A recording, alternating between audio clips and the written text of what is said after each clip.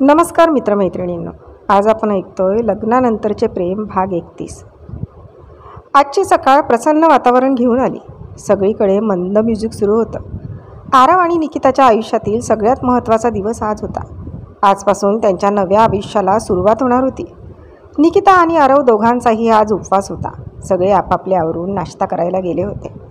निकिता आणि आरवसाठी फराळाची हळदी झाल्यानंतर देणार होते आणि लग्नाचे सगळे विधी झाल्यानंतर त्यांना जेवणाची परवानगी होती। काल रात्री संगीत झाल्यापासून श्रेया तिला भेटली नव्हती। दोघी जीवाभावाच्या मैत्रिणी, पण श्रेया आल्यापासून तिच्याशी थोडी तुटक वागत होती। पण निकिता स्वतःच सगळ्या फंक्शनमध्ये बिझी होती आणि आरवच्या प्रेमाने इतकी बावरली होती की तिला आजूबाजूला काय घडतं कोण काय म्हणतं हे कळतच नव्हतं। त्यामुळे श्रेया नाराज आहे हे तिला कळलंच नाही। तिचं आवरून ती बाहेर आली। ग्रीन कलरचा सिंपल सिल्क साडीत ती छान दिसत होती। चेहऱ्यावर पार्लरचा ग्लो होता की नाही माहीत नाही, पण आरवच्या प्रेमाचा नॅचरल ग्लो मात्र दिसत होता। कालपासून ब्लश करून करून तिचे गाल दुखत होते। आईने तिला चहा दिला। 10 वाजता हळदी असल्यामुळे त्या तिला घेऊन बांगड्या भरायला घेऊन गेल्या।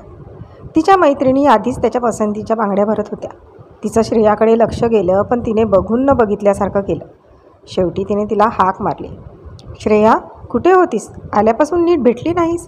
निकिता तिला मिठी मारत बोलली। मी इथेच आहे, भेटायला तुझं लक्ष आहे का? तुला आता आजूबाजूचे लोक दिसतात तरी का?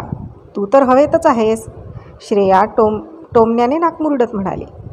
निकिताला तिचं बोलणं थोडं विचित्र वाटलं, पण तिने चेहऱ्यावर हसू ठेवत तिच्याकडे दुर्लक्ष केलं। त्यावरती चिडून श्रेया तिला बोलली, एक गोष्ट लक्षात ठेव, हे जे सुखाचं आयुष्य तुला मिळणार आहे ना, ते माझ्यामुळे।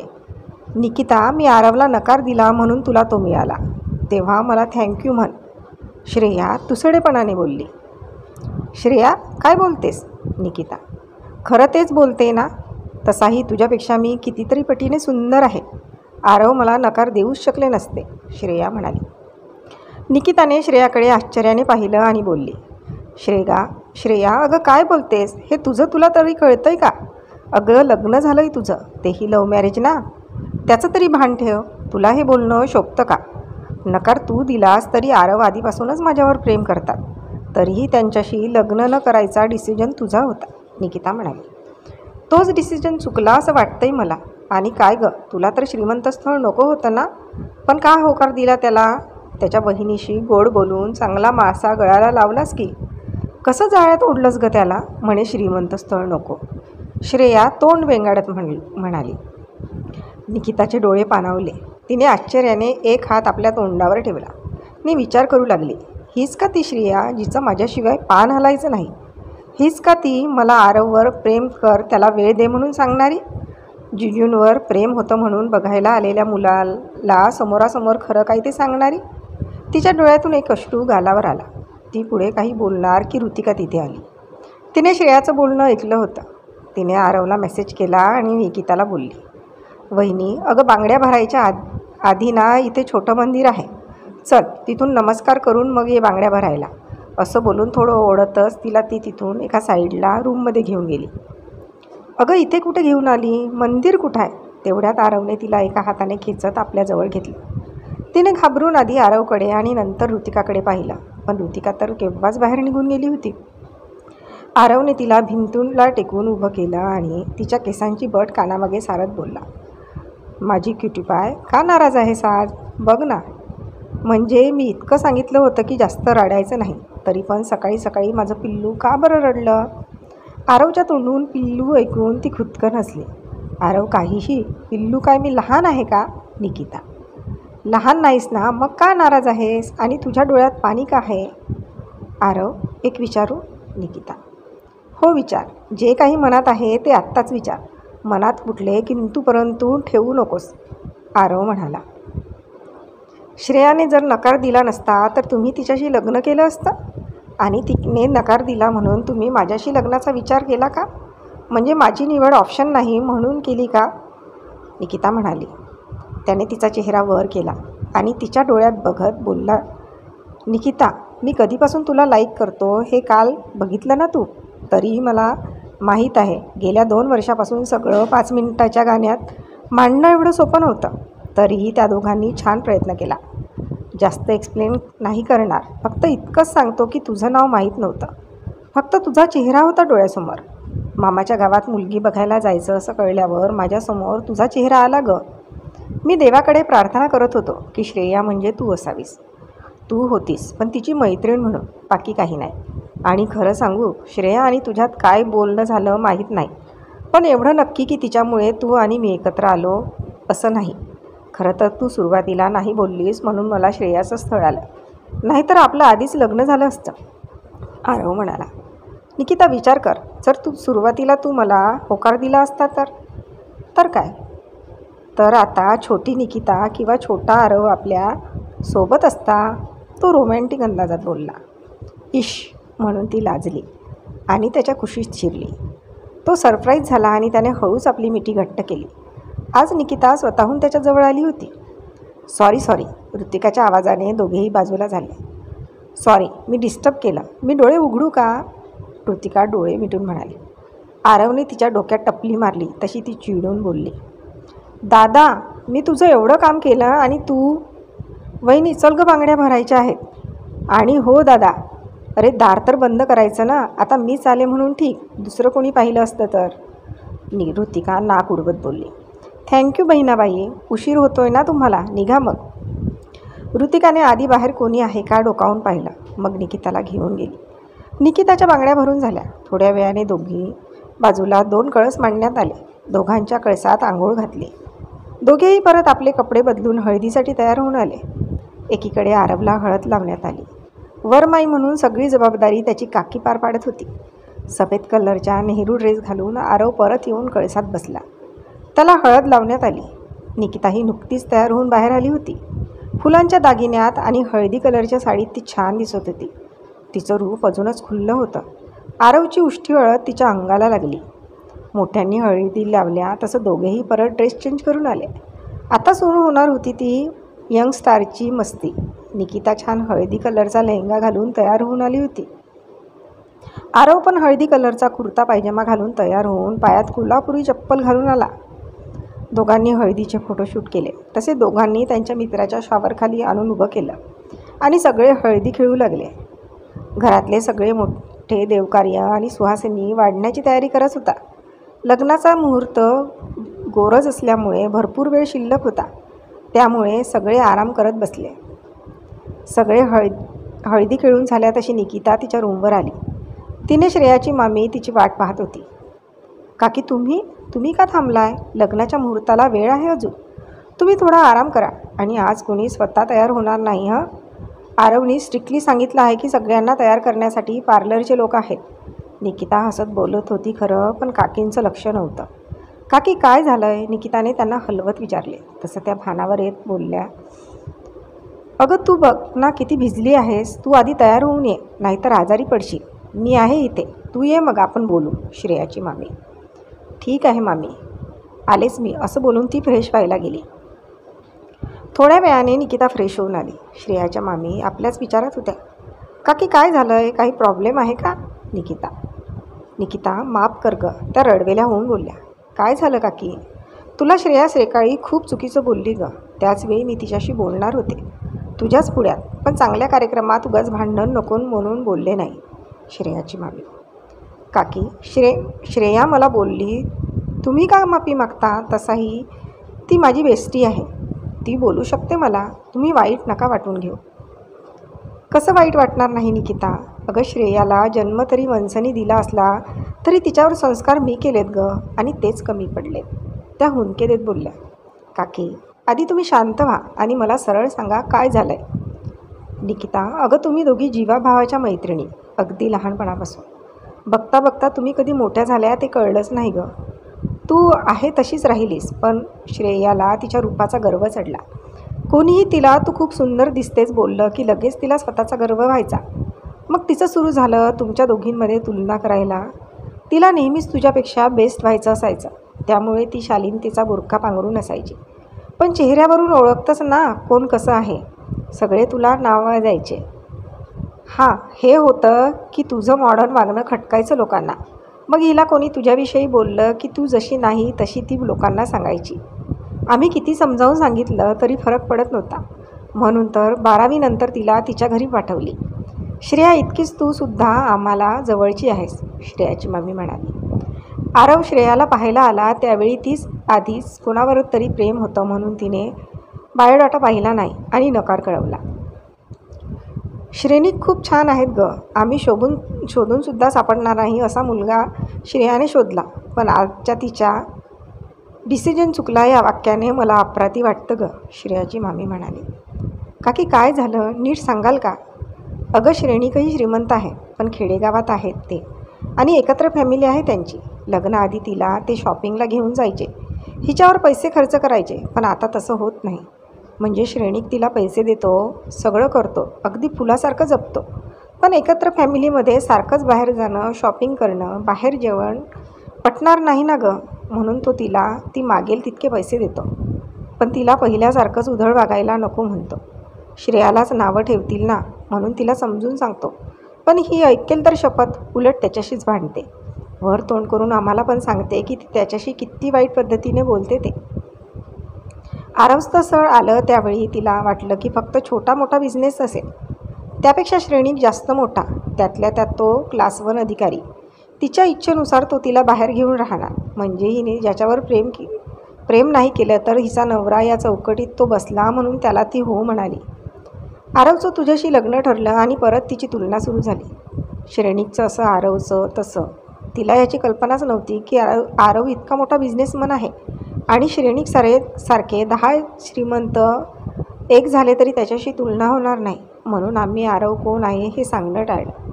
उगाच श्रेणिकवर अपेक्षांचं ओझं वाढलं असतं, त्यासाठी तिला तुझ्या एंगेजमेंटला पण येऊ दिलं नाही. श्रेयाचा स्वभाव पाहता आम्ही श्रेणिकशी बोलून त्याला त्याची पोस्टिंग इथे करून घ्यायला लावली, नाहीतर त्या बिचाऱ्याला हिच्या हट्टीपणाचा त्रास झाला असता.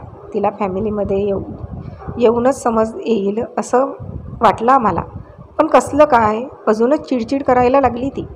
काल इथे आली, तिला वाटलं की एखाद्या हॉलला लग्न असेल, पण तुझं काल आम्ही इथे आलो आणि कालच माझ्याशी ती आरवबद्दल तिला मी आधी नीट सांगितलं नाही म्हणून भांडली ग, माझ्याशी श्रेयाची मामी रडत तिला बोलली. निकिता बोलली, म्हणजे आरवबद्दल काय, तिने आश्चर्याने विचारलं. हेच की, तिला जर आम्ही आधी सांगितलं असतं की आरव मोठ्या इंडस्ट्रीचा मालक आहे तर ती त्याच्याशी लग्नाला तयार झाली असती. काय, निकिता आश्चर्याने बोलली. माझ्या संस्कारात काही कमी राहिलं ग, तुला वाईट वाटलं असेल तर खरंच माफ कर. काकी, तुम्ही माफी नका मागू, तिचा स्वभाव आहे, तुम्ही चांगलं ते संस्कार दिले तिला, पण तिला ते घेता आले नाहीत. मला तिचा आणि तुमचा दोघींचा पण राग नाही. हां, मला वाईट वाटलं कारण माझी बेस्ट फ्रेंड मला चुकीचं बोलली म्हणून. निकिता, खरं सांगू, आरवसाठी तूच योग्य आहेस. श्रेणिकला फॅमिली सपोर्ट भरपूर आहे, पण आरवचं तसं नाही, हिच्यामुळे स्ट्रेसमध्ये राहिला असता बिचारा. बरं चल, मी जाते, लग्न झाल्यानंतर लगेच निघू, श्रेयाची मामी म्हणाली. हो काकी, आता तुम्ही आराम करा, मी पण पडते. तुम्ही जेवला ना? हो, श्रेयाची मामी म्हणाली. निकिता, हे घे, हा ज्यूस आणि हे फ्रूट्स, उपवास आहे ना, खाऊन घे. माहीत नाही रात्री तुमचं जेवण कधी होईल, आई म्हणाली. हो आई. ताई, मी आई आहे बाहेर, काही लागलं तर सांगा, श्रेयाची मामी. हो चालेल. निकिता श्रेयाचा वागण्याचा विचार करत बसली होती, पण थोड्या वेळाने तिने हताशपणे एक सुस्कारा सोडला आणि आता आपण आपला विचार करायचा असं ठरवून ती झोपी गेली. लग्न संध्याकाळी 6:30 पावणे 7च्या गोरज मुहूर्तावर होतं. निकिता छान तयार होऊन बसली होती. बाबांनी घेतलेली मेहंदी कलरची साडी, कोपरपर्यंत रंगलेली मेहंदी, हातात हिरवा चुडा, त्यामध्ये सोन्याच्या बांगड्या, कानात झुमके, नाकात मोत्याची नथ, केसात बिंदी, कपाळावर मुंडावळ्या, चेहऱ्यावर हसू, ती तयार होऊन रूममध्ये पूजा करत होती. आरवही त्याच्या रूममध्ये तयार होत होता. मोती कलरची शेरवानी, त्यावर मोत्यांच्या माळा, निकिताच्या शेलाला मॅच होणारी शेरवानीवरील शेला, ट्रिम केलेली बियार्ड, सेट केलेले केस आणि चेहऱ्यावर नेहमीची स्माईल. एकदम हँडसम दिसत होता. कमी होती ती फक्त पेटा आणि त्यावरील मुंडावळ्यांची. दादा, सॉरी लेट झाला, हा घे तुझा फेटा. असा कसा घरी विसरलास? हे धर, थांब मीच घालतो, असं बोलून शिवने त्याला खुर्चीवर बसवून फेटा घातला. अब लग रहे हो दुल्हे राजा, शिव म्हणाला. दादा, तुला कुणाची दृष्ट नको लागायला, असं बोलून निकिताने थोडा काजळ त्याच्या कानामागे लावला. काकीने येऊन त्याची दृष्ट काढली. संभाजी येऊन आरवला घेऊन गेले. इकडे निकिताचे मामा पण निकिताला घेऊन आले. शिवने आरवकडे बुलेटची की दिली तसं निकिताला आरवने मागे बसण्याचा इशारा केला. निकिता बसताच त्याने लग्न मंडपामध्ये बुलेटवरून एंट्री केली. जाताना बसलेले सगळे त्यांच्यावर फुले उधळत होते आणि निकिताला सगळं स्वप्नात असल्यासारखं वाटत होतं. गाडी थांबल्यावर निकिता खाली उतरली आणि समोर लग्नमंडप बघून तिचे डोळे विस्फारले. आरव, आपलं लग्न इथे होणार? ती एक्सायटेड होत बोलली. आता आपण पैसे दिले तर आपलंच होणार, तो मिश्किल हसत बोलला. I am so happy. मला आज असं वाटत आहे की मी खरंच कोणीतरी स्पेशल आहे. स्पेशल तर आहेसच तू माझ्यासाठी, आरव बोलला आणि दोघांनी एकमेकांकडे पाहिले. दोघांच्याही चेहऱ्यावर समाधान झळकलं. गुरुजींनी वधूवरांना बोलवा अशी हाक दिली तसं संभाजींनी आरवला आणि निकिताच्या मामाने तिला खांद्यावर घेतला आणि मंडपात उभं केलं. अंतरपाठ धरला गेला. दोघेही पाटावर उभे राहिले. मंगलाष्टका सुरू झाल्या. गुरुजी एक एक मंगलाष्टका म्हणत होते. जशा मंगलाष्टका संपत येत होत्या तसं त्याला निकिता त्याच्या आयुष्यात एक एक पाऊल टाकत येत आहे याचं फील येत होतं. गुरुजींनी शेवटची मंगलाष्टका म्हटली. शुभमंगलम सावधा म्हणत त्यांनी अंतरपाठ बाजूला केला. तशा फटाक्यांची आतिषबाजी झाली. रंगीबेरंगी फटाके आकाशात उडत होते. दोघांनी एकमेकांना हार घातले. गुरुजींनी मंत्र म्हणत आरवला मंगळसूत्र निकिताच्या गळ्यात बांधायला सांगितलं. निकिताच्या डोळ्यात पाणी आलं. आज ती आरवची झाली होती. इथून पुढे तिच्या नावासमोर राजे पाटील नाव लागणार होतं. गुरुजींनी सप्तपदीची तयारी करायला घेतली. ही दोघेही चेंज करायला निघून गेले. थोड्याच वेळात दोघे चेंज करून आले. निकिताने ब्ल्यू कलरची नऊवारी नेसली होती तर आरवने सेम कलरची धोती गळ्यात उपरणं आणि डोक्यावर फेटा बांधला होता. गुरुजींनी बोलावलं तसं दोघेही सप्तपदीसाठी बसले. आरवने तिच्या भांगात कुंकू भरलं आणि गुरुजींनी सप्तपदीला सुरुवात केली. दोघांनी एकमेकांसोबत 7 जन्माची 7 वचनं घेतली. आरवने अजून एक तिला वचन दिलं. तिच्या स्वाभिमानाचा आदर करण्याचं, तिच्या इच्छेचा मान राखण्याचं, सगळ्यात गोष्टीत तिचा बरोबरीचा विचार घेण्याचा आणि कितीही संकट आली तरी तिची साथ न सोडण्याचं. आजपासून दोघांच्या नात्याला नाव मिळालं होतं. आईबाबांनी कन्यादान केलं. पाहुणे मंडळी जेवून निघून जात होती. आत्याबाईंनी पुन्हा काही गोंधळ घातला नाही याबद्दल आरवने मनातच देवाचे आभार मानले. ऋतिका, शिव, काकी तितकेही यांचं स्वागत करण्यासाठी घरी पुढे गेले. पाहुणे मंडळी गेली. घरचे मोजके लोक मागे राहिले. श्रीधरनी निकिताचा हात आरवच्या हातात देत जयवंतसमोर हात जोडून आपली मुलगी त्यांच्या स्वाधीनं केली. त्यांनाही त्यांचे अश्रू आवरता आले नाही. तसं निकिता आपल्या बाबांना मिठी मारून हमसून रडली. आई आणि गुंडूच्या गळ्याला पडून रडू लागली. बाबा, विश्वास ठेवा माझ्यावर. आज निकिता रडली हे शेवटचं असेल. इथून पुढे तिच्या डोळ्यात पाणी येणार नाही याची काळजी मी घेईन, आरव म्हणाला. श्रीधरनी आरवसमोर हात जोडले. बाबा, काय करताय तुम्ही? बाबा कधी मुलांसमोर हात जोडतात का? तुम्हाला आठवण आली की एक कॉल करा, निकिता तुमच्या समोर असेल, आरव म्हणाला. श्रीधर, जशी ऋतिका आमच्यासाठी आहे तशीच निकिताही असेल. काळजी करू नका तिची, जयवंत म्हणाले. चला, खूप उशीर झालाय. गृहप्रवेश झाल्याशिवाय आरव आणि निकिता जेवू शकणार नाहीत. आपण निघूया, संभाजी म्हणाले. सगळे तिथून बाहेर पडले. आरवच्या घरी दोघांचं जंगी स्वागत झालं. निकिता माप ओलांडून लक्ष्मीच्या पावलांनी आत आली. सगळे आरव आणि निकिताला चिडवाचिडवी करत होते. बास झाला का? दोघांना आत येऊ द्या. सकाळपासून बिचारे उपाशी आहेत. आरव, निकिता, या बाळानं, एकमेकांना घास भरवून जेवायला सुरुवात करा. रांगोळी काढून ताटं वाढली. दोघांनी एकमेकांना स्वीट भरवून जेवायला सुरुवात केली. त्यांचं जेवण झालं तसं काकीने दोघांच्या तांदूळ उतरवून मुंडावळ्या उतरवल्या. निकिताची मामी तिच्यासोबत पाठराखी म्हणून राहणार होती. दोघांनी देवघरात जाऊन देवाला नमस्कार केला आणि नारळ आणि गाठ बांधलेले दोघांच्या गळ्यातले उपरणं देवाजवळ ठेवून पुन्हा नमस्कार करून बाहेर आले. बाहेर येऊन सगळ्यांच्या पाया पडले. ऋतिका, निकिता आणि तिच्या मामींना रूम दाखव. वंस, चला झोपूयात. आज खूप दगदग झाली पण सगळं नीट पार पडलं फक्त तुमच्यामुळेच, आरवची काकी त्यांना हरभऱ्याच्या झाडावर चढवत बोलली. लग्न तर नीट पार पडलं पण आरव, माझ्या रश्मीची जागा तू हिला देऊन खूप मोठी चूक केलीस. आता बघ, तुझी निकिताचं तुझ्यापासून आपोआप दूर होईल. नाही माझी मी दूर करेल तिला, आत्या मनातल्या मनात गूढ हसत बोलल्या. तर आजचा भाग इथपर्यंतच. भेटू या पुढच्या भागात लवकरच. तोपर्यंत आमच्या या भागाला लाईक आणि कॉमेंट्स करायला विसरू नका. आणि अजूनपर्यंत आमच्या चॅनलला सबस्क्राईब केले नसेल तर लगेच सबस्क्राईब करा. धन्यवाद.